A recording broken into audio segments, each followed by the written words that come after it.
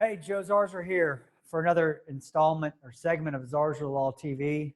We have a special guest today. We have a lawyer from Mobile, Baldwin County area, Jason McCormick. Jason's firm is specializing in some of these business interruption cases. They do a whole slew of things, just like a lot of firms do. A lot of personal injury stuff, mainly plaintiff stuff. But they are also carving out a niche for the business interruption coverage cases. And we all along the Gulf Coast know those business interruption claims because we all have them when we have hurricanes. And when you have a hurricane, of course, everything shuts down and your business is interrupted, and you file business interruption claims. You file your claim with your house, and most of the time insurance companies don't do the right thing, of course, because that's the way they're wired. And thank goodness they're wired that way, because we wouldn't have a job otherwise. And so Jason's firm is looking into this cutting edge stuff of the COVID-related business interruption claims for businesses that have general liability policies that have business interruption clauses. Jason, introduce yourself and tell us a little bit about these claims. Sure. I'm Jason McCormick at Tobias McCormick Comer over in Mobile. And we're looking into and seeing a lot of claims that businesses are having to make. And a lot of it's coming primarily through endorsements and what have you under commercial property forms. People are submitting losses on behalf of their businesses, and they're getting turned down by the insurance companies. And what we're looking at closely are primarily business policies that have property damage provisions that contain coverages that are typically called business income or business interruption in the policies, and also provisions that are called civil authority. So civil authority meaning, what does that mean to the average person that doesn't, is not as well versed in the policy language? What does that mean? Sure.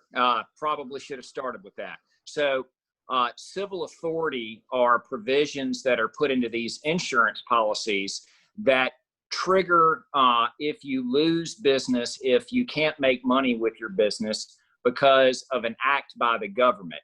And in the instance of COVID, the act by the governments would be quarantine obligations, businesses that just can't simply are shut down by state or municipal or federal orders that shut down businesses. So it works just like a hurricane, except for the hurricane is the governmental order saying you can't work and make money. Okay, so how does a person know if they own a business and have an insurance policy? How do they know if they have this endorsement or this particular policy that would allow for this kind of coverage? Or should they just file a claim and see if it gets denied and then call your office? Or should they call your office and send a copy of the policy? What should they do?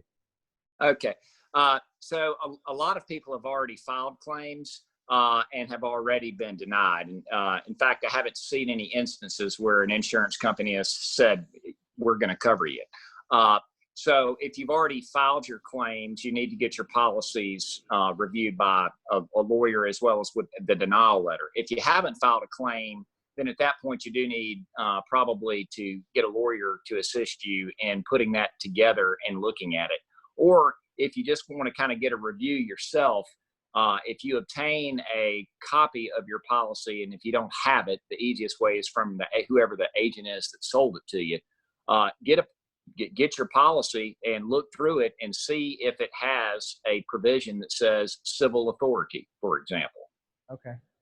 And what if it has the business income stuff or the business interruption stuff and it doesn't have a reference to the civil authority? Does that mean you don't have a case, or does that mean you may have a case still? Good question. You usually see them hand in hand, but even if you didn't, either one of those provisions could provide coverage. If you have business income coverage that for some reason did not also include some sort of civil authority coverage, you could still end up with insurance coverage. You wouldn't have to have it both ways. There's two different ways to skin the cat, so to speak. Right. So just from a historical perspective, just to add a little bit of context to this, if you just have a regular general liability policy, like a small business has a regular general liability policy that covers them for somebody getting hurt on their premises, they think they just bought a regular GL policy, I'll call it, CGL. Right. Okay. Does the typical CGL policy have any of these provisions about business interruption or business income? Okay, so the CGL policy, the liability policy is dealing with that are claims made against the insurance companies, against the insured, and most of those policies that we're seeing, they don't have a specific disclaimer of coverage for your, for car accidents, that kind of thing that would be related or triggered by COVID. But on the liability side, some policies do and could have, for example, pandemic exclusions that would say, even if you did have coverage, we're not going to provide coverage for damage to a pandemic on the liability side. Or some have virus coverages, virus exclusions. On the other side of the liability policy, most of the businesses also have commercial general property or business owner coverage. And that's where the businesses can make claims for the business losses through the business income, business interruption, civil authority provisions. Got you. So, this is complicated stuff. This is not easy stuff to navigate, right? It is very complex. Yeah. A lot of times you have terms in the insurance policy that the law says are defined by the policy, and there's ways that those terms are put into the policy. And then there are other terms in the policy that are not defined. So a lot of times, to a layman reading an insurance policy, it's very difficult. Right. And then on top of that, every state, if the language is not defined in the policy, and then every state may have a different definition of that language, depending on how the courts in that particular state have defined that phrase or that term. That's exactly right. Each state law, at the end of the day, the insurance policy, if there is what is called referred to as an ambiguity, if the court decides that some language or part of an insurance policy is ambiguous, then the court goes to the law of the state that controls for that particular policy and looks at that state law for what the ambiguity should mean. All right. So I'm sorry. Go ahead. No. So it gets complex pretty quickly. So what cases are y'all looking for folks that are in Baldwin County, Alabama, Mobile County, Alabama? What other counties in Alabama are y'all servicing your particular firm?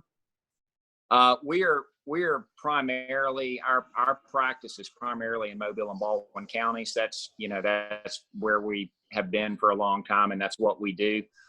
These cases are probably, a lot of them are probably going to end up in federal court, which a lot of times handles these sort of coverage issues. But that's where we practice. That's our home base, so to speak. That's what we do. Okay. All right. Very good, Jason. Tell us a little bit about the other lawyers in your firm and just what y'all generally do in the Mobile, Baldwin County area, aside from this COVID business interruption stuff. Sure. So there's three of us. Desi's our senior partner, and then Brian Comer is the other partner with me. And between the three of us, we've got 65 plus years of experience. Desi alone has tried over 100 jury trials. We represent people that are hurt and do a lot of the same stuff that you do in Florida. We do that in Mobile. And we don't represent insurance companies. We don't do criminal work. We're a firm that's trying to help people in our community. Very good. Well, you're doing that, especially with this COVID thing. We appreciate that. I suspect there's no charge for this, right? If somebody calls you up and they have a business policy, right, they can give you an opinion on whether or not it's something they need to look into free of charge. 100% free of charge. That's totally fine. Yeah. And then if they end up retaining you, or you think they have a case, how does that work? They don't have to pay anything then unless you win too, right? No, it's the standard. We operate 100% on contingency fees. It's the same thing that everybody always says or always hears, and I think most people understand. We don't get paid unless we win. So in the instance of a business interruption claim, we put the sweat equity and the effort into the case and build the case. And if we won, then we would recover a fee for us. But if we lose, we don't come knocking on your door asking for the losses. Well, see, a lot of business owners are not used to that. A lot of business owners are used to paying by the hour, right? Because they have a business lawyer probably that's advising them about business things. And so they're not used to dealing with lawyers that don't take money from them. I'm not saying anything bad about the lawyers that work by the hour, but I'm just saying it's a different breed to get into something that may involve litigation. And so the lawyers that specialize in litigation cases are the ones that typically are doing the contingency fee arrangements. I just want the businesses to be aware that you really don't have a lot to lose by looking into this. If you have a policy and you want to make sure to see whether or not you can have a chance at getting a recovery under your policy, then you should reach out to Jason and his firm. Yeah, we're more into the winning business than the billing business. Yes. I think that would be the deal. I like the way that sounds. All right, Jason, we appreciate it very much. We're going to put the link to your firm's website underneath here. If you have questions for Jason, you can obviously directly contact Jason at the link below. You can also reach out to us if you have any questions about other cases, or you want to get in touch with Jason and you want to go through us for some reason. You're happy to do that. Or if you have questions about this video or some other videos, you can find us on the web at zarzaurlaw.com, or you can call us the old-fashioned way at 855-HIRE-JOE. Thank you, Jason. Thank y'all for watching. Thank you, Joe. Yes, sir.